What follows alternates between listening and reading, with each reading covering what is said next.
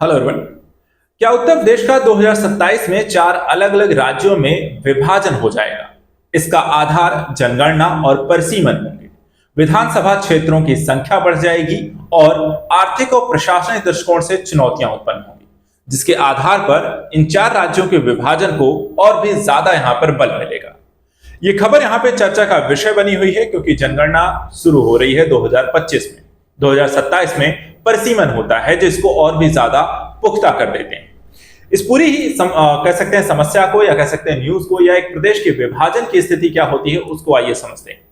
UP के इन चार भागों में विभाजन के चार बड़े कारण क्या हो सकते हैं और इसको लेकर के प्रक्रिया कैसी होती है। सबसे पहले अगर हम नजर डालें यहाँ पे तो चर्चा का विषय बनी हुई है जनगणना। कहा यह जा रहा है कि यूपी जो है 2027 में चार भागों में बढ़ सकता है। 25 करोड़ की आबादी हो जाएगी जिसके आधार पर विधानसभा की 100 सीटें बढ़ जाएंगी। अगर ये सारी चीजें सही में होती हैं और आगे ये प्रक्रिया बढ़ती है तो आपका जो राज्य है यानी कि जो देश की जनगणना होनी है, जो परिसीमन होना है, उसके बाद राज्य के विभाजन के आधार को यहां पर बल मिलेगा। अब राज्य जरूरी है कि चार भागों में विभाजित हो सकता है कि 2 से 3 अलग अलग राज्यों में भी इसका विभाजन किया जा सकता है आर्थिक और प्रशासनिक दृष्टिकोण की चुनौतियों को देखते हुए। जो 2 अलग राज्य यहां पे बन सकते हैं इसमें से एक बुंदेलखंड और एक पश्चिमी उत्तर प्रदेश को यहां पे बनाने की मांग ज्यादा जोर पकड़ती हुई दिखाई देती है।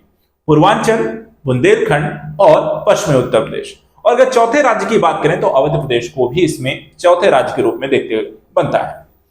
अब यहां पे जो कारण बताया जा रहा है उसको भी समझते हैं। अभी जो वर्तमान समय में हम उत्तर प्रदेश को देखते हैं तो कुछ ऐसा हमें दिखाई देता है। यूपी एक प्रदेश के तौर पे उसका एक भौगोलिक मैप है, जहां पर हम जिलों की संख्या की बात करें तो 75 है। लोकसभा क्षेत्र यानी कि सीटों की जो संख्या है 80 है।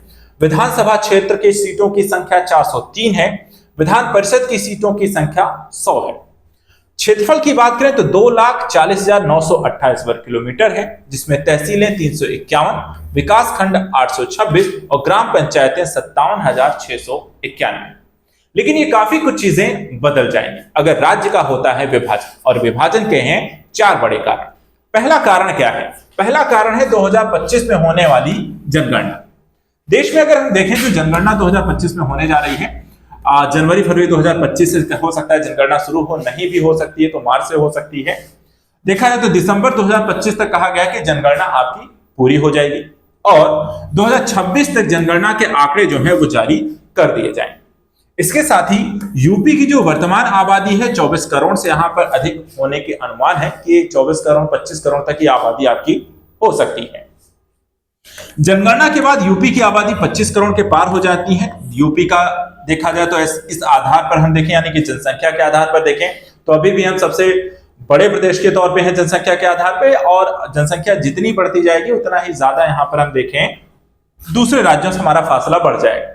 दूसरी तरफ अगर हम देखें तो दुनिया की बात भी कर रहे तो चीन, अमेरिका, इंडोनेशिया और पाकिस्तान के बाद सबसे ज्यादा आबादी वाला क्षेत्र बन जाएगा हमारा यूपी। यानी कि सिर्फ राज्यों के साथ तुलना करने पर ही नहीं बल्कि विश्व के कई सारे देशों से तुलना करने पर भी यूपी की जो जनसंख्या है वो विश्व में टॉप 5 पर आ जाती है। दूसरा जो बड़ा कारण यहां पर दिखाई देता है कि परिसीमन। परिसीमन के बाद बटेगा यूपी, यानी कि एक और विभाजन की जो पुख्ता यहां पर जो बल देता हुआ दिखाई देता है। दूसरा जो बड़ा कारण है कि शासन जो कहता है कि लोकसभा और विधानसभा क्षेत्रों के परिसीमन 2027 में होना है। अब परिसीमन का जो आधार होता है वो जनगणना होती है जिसके आंकड़े हमें 2026 में मिल जाएंगे। सरकार क्या है प्रत्येक लोकसभा विधानसभा क्षेत्र के लिए एक न्यूनतम जनसंख्या निर्धारित करती है, यानी कि अगर 10 लाख की आबादी पर एक यहाँ पे प्रतिनिधि अगर चुना जाता है तो यूपी में देखा जाए तो वर्तमान में 403 विधानसभा क्षेत्र हैं, 80 यहाँ पे लोकसभा क्षेत्र हैं। प्रत्येक विधानसभा क्षेत्र के औसतन देखा जाए तो 4 लाख मतदाता है, तो विधानसभा के लिए 4 लाख है। लोकसभा क्षेत्र के लिए देखा जाए तो औसतन मतदाता जो है 20 से 25 लाख है।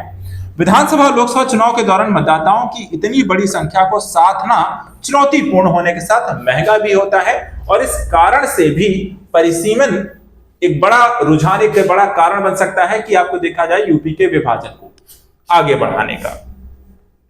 तीसरा जो कारण यहां पर बढ़ रहा है कि देखा जाए 20 से 25% आपकी सीटें बढ़ जाएंगी परिसीमन के साथ ही।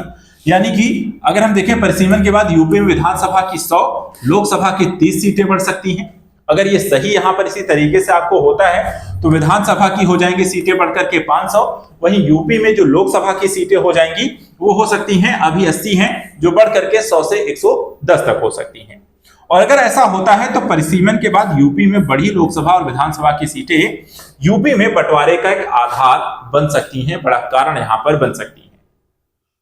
और चौथा जो कारण यहां पे आपको दिखाई देता है कि केंद्र में यूपी का दबाव बढ़ जाएगा। दबाव यहां पे एक तरीके से दबदबा बन जाएगा, क्योंकि और दबदबा बनने के पीछे का रीजन भी यही है कि जैसे ही परिसीमन होगा, बंटवारा होगा, यूपी के विधानसभा की 500 सीटें हो जाएंगी। लोकसभा में देखा है 100 से 110 सीटें सिर्फ यूपी से आ रही हैं। ऐसी स्थिति में देखा है तो जो यूपी का मुख्यमंत्री बनेगा वो प्रधानमंत्री से कमजोर नहीं दिखाई देता है, क्योंकि बड़ी संख्या बल उसके पीछे यहां पर होगी। यूपी में देखें सबसे अधिक आपके सांसद होंगे, राज्यसभा से लेकर के लोकसभा तक, विधानसभा से लेकर विधान परिषद तक। जो भी पार्टी बनती है, जो भी सीट यहां पर जीतता है, वो एक बड़ी यहां पर आपको राजनीतिक तौर पर यहां पे चेहरा और कह सकते हैं उसका पक्ष जो होता है काफी मजबूत हो जाएगा, और केंद्र में भी कहीं ना कहीं दखल उसका ज्यादा होगा।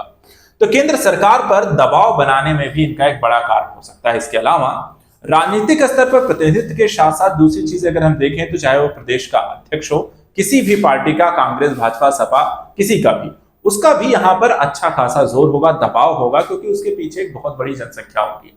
इस कारण से भी यहां पर केंद्र और पार्टी पर दबाव का यहां पर स्तर बढ़ जाएगा। अगर ऐसा होता है, जो हम देखते हैं कि यूपी के विभाजन का जो फॉर्मूला एक बार 2011 में मुख्यमंत्री जब मायावती जी थी तो उस समय उनके द्वारा यहां पे एक फॉर्मूला पेश किया गया था, जहां पे यूपी के 4 भागों में विभाजित करने का प्रस्ताव था। इस प्रस्ताव में अगर हम देखें तो ये जो पश्चिमी प्रदेश है, जिसे हरित प्रदेश के नाम से भी जाना जाता है, यहाँ पर मेरठ, गाजियाबाद, गौतम बुद्ध नगर सहित 25 जिले इसमें शामिल करने की बात की गई थी। दूसरा यहाँ पर देखें तो बुंदेलखंड का जिला है, जिसमें यहाँ पे झांसी सहित 7 जिले शामिल करने की बात की गई। तीसरा जो अवध प्रदेश का है, जिसमें लखनऊ, अयोध्या सहित 21 जिले यहाँ पे रखना प्रस्तावित था।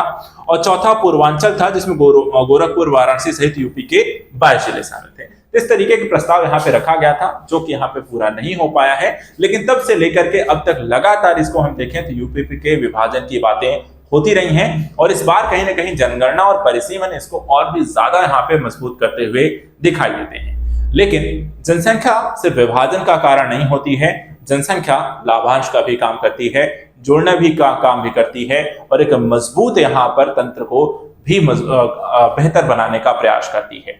ये देखने वाली बातें होंगी कि यूपी किस तरह आगे बढ़ता है, साथ में होकर के या विभाजन होकर।